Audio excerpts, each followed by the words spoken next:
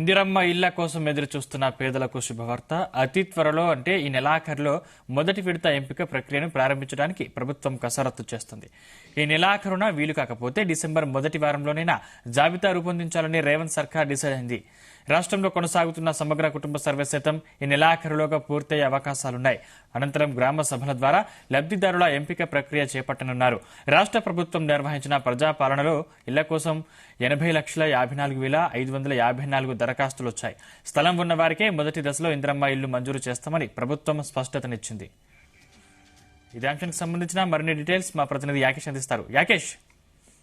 Good morning Sandeep. తెలంగాణలో ఇందిరమ్మ ఇళ్ల ప్రక్రియ కొనసాగబోతుంది. ఈ నెల చివరి వారం గానీ డిసెంబర్ మొదటి వారంలో గానీ ఈ ప్రక్రియ కొనసాగబోతుందనే ప్రభుత్వం ప్రకటిస్తా ఉంది. అయితే ఇందిరమ్మ ఇళ్ల కోసం ప్రభుత్వం ఏర్పడిన నుంచి లబ్ధిదారులు ఆశగా ఎదురు చూస్తున్నటువంటి పరిస్థితి నెలకొందని చెప్పుకోవచ్చు. పెద్ద ఎత్తున కూడా ఇందిరమ్మ ఇళ్ల కోసం ప్రజాపాలనలో దరఖాస్తులు వచ్చాయి. దాదాపుగా 80 లక్షలకు పైగా కూడా దరఖాస్తులు వస్తే ఇందులో చాలా వరకు కూడా ఈ ఇందిరమ్మ ఇళ్ల కోసం దరఖాస్తు చేసుకున్నటువంటి నేపథ్యంలో ఈ ఇందిరమ్మ ఇళ్లను లబ్ధిదారులకు ఇవ్వాలన్న ఒక సంకల్పంతో ప్రభుత్వం ఉంది. ఆ నేపథ్యంలోనే ఈ నెల లేకుంటే వచ్చే నెల నుంచి ఈ ప్రక్రియ ప్రారంభం కానుంది. ఇందుకు సంబంధించి ఇప్పటికే ఇందిరమ్మ ఇళ్ల కమిటీల పేరుతోటి గ్రామాలలో కమిటీలు, పట్టణాలలో కూడా కమిటీలు పూర్తి చేస్తున్నటువంటి సందర్భంలో ఇక ఈ ప్రక్రియను వేగవంతం చేయాలని ప్లాన్ చేస్తా ఉంది.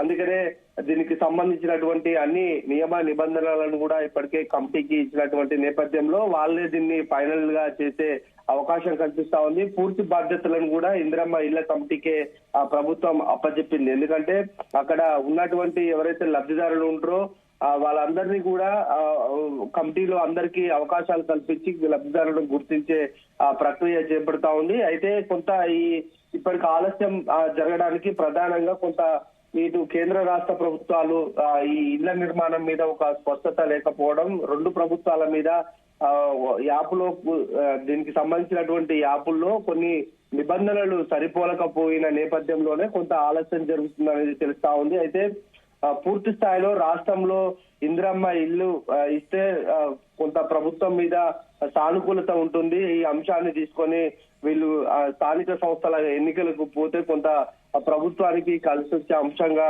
ఉందనేది ప్రభుత్వం భావిస్తుంది. ఈ నేపథ్యంలోనే ఈ నెలలో దీని మీద ఒక స్పష్టమైన ప్రకటన వచ్చే అవకాశం కనిపిస్తా ఉంది. ఇప్పటికే దాదాపుగా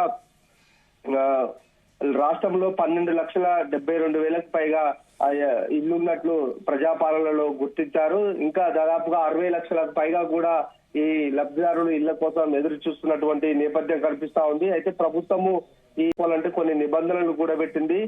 స్థలం ఉన్న వారికి మొదటి ప్రాధాన్యతలో ఇల్లు కేటాయిస్తామని ఇప్పటికే ప్రభుత్వం ప్రకటించినటువంటి నేపథ్యంలో దాదాపు 400 చదరపు అడుగులు అంటే దాదాపు 130 గజాల స్థలం ఉన్న వారికి ఇల్లు ఇస్తామని చెప్పింది. ఇంటి నిర్మాణం కోసం 5 లక్షల రూపాయలు ఇక చెల్లించనున్నట్లు కూడా తెలుస్తా ఉంది. అయితే ఈ చాలా మంది కూడా ఇందిరమ్మ ఇల్లు రావాలంటే రేషన్ కార్డు ఉంటేనే వస్తుందనేది ఒక అభద్రతా భావంలో ఉన్నారు. ఎందుకంటే పెద్ద ఎత్తున కూడా నూతన రేషన్ కార్డు లేక లబ్ధిదారులు ఎదురు చూస్తున్నటువంటి నేపథ్యంలో ఆ రేషన్ కార్డు ప్రామాణికం కాదు. ఎవరైతే అర్హత ఉంటారో ఇల్లు లేకుండా ఉంటారో వాళ్ళకు మాత్రమే ఇల్లు ఇస్తామని ప్రభుత్వం ప్రకటించింది. అయితే దీని మీద కొంత లబ్ధిదారులు కూడా ఆశతోటి ఎదురు చూస్తున్నటువంటి పరిస్థితి ఉంది.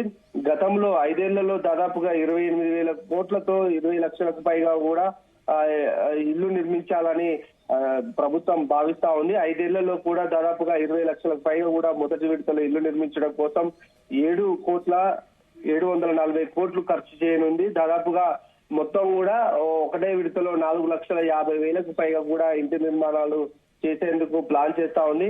విడతల వారీగా కూడా ఈ ప్రక్రియ కొనసాగుతుందని ఇప్పటికే ప్రభుత్వం ప్రకటించినటువంటి పరిస్థితి ఉంది.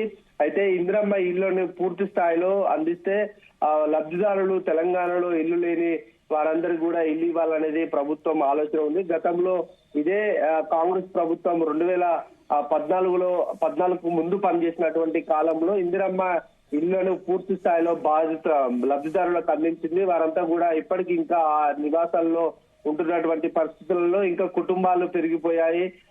కనుక ఇంకా ఇళ్ల సంఖ్య కూడా పెంచే అవకాశం కనిపిస్తా ఉంది. అయితే గత ప్రభుత్వం ఇచ్చినటువంటి ఇళ్లను చూసుకుంటే దానికంటే ఎక్కువగా కూడా కొంత భిన్నంగా కూడా ఇవ్వాలి. గతంలో ప్రభుత్వం నిబంధనలు పెట్టింది. డబుల్ బెడ్రూమ్ ఇల్లు నిర్మించి ఇచ్చినటువంటి నేపథ్యంలో అవి కొంత నాణ్యత ప్రమాణాలు అయితే ఇతర కారణాలతోటి అవి లబ్ధిదారులు కొంత అసహనంతో ఉన్నారు, అసంతృప్తి కూడా ఉన్నటువంటి నేపథ్యంలో వాళ్ళకి ఇప్పుడు ప్రభుత్వము ఎలాంటి నిబంధన పెట్టలేదు. ఖాళీ జాగా ఉంటే మాత్రము వాళ్ళు ఇల్లు నిర్మించుకోవడం కోసము ప్రభుత్వమే డబ్బులు ఇస్తుంది. దశల వారీగా ఈ 5 లక్షల రూపాయలను కూడా లబ్ధిదారుల ఖాతాలో వేసే అవకాశం కనిపిస్తా ఉంది. అయితే ఈ ప్రక్రియనంతా కూడా మంత్రులు అటు పొంగులేటి శ్రీనివాస్ రెడ్డి కూడా ఇప్పటికే అనేక వేదికల మీద కూడా ప్రకటించారు. ఇందిరమ్మ ఇల్లు ప్రతి ఒక్క లబ్ధిదారుడికి ఇస్తామని ఆయన ప్రకటించినటువంటి నేపథ్యంలో ఆ కసరత్తు కూడా పూర్తయింది. ప్రజాపాలనకు కూడా ఈ దరఖాస్తులు చేరినటువంటి నేపథ్యంలో కమిటీలు కూడా ఆయా అభ్యర్థులను గుర్తించే పనిలో ఉన్నాయి. ఇది స్థానిక సంస్థల ఎన్నికలకు కనుక ఈ ప్రక్రియ కనుక మొదలు పెడితే ప్రభుత్వానికి కొంత మైలేజ్ వచ్చే అవకాశం అయితే ఉందని చెప్పుకోవచ్చు సందీప్.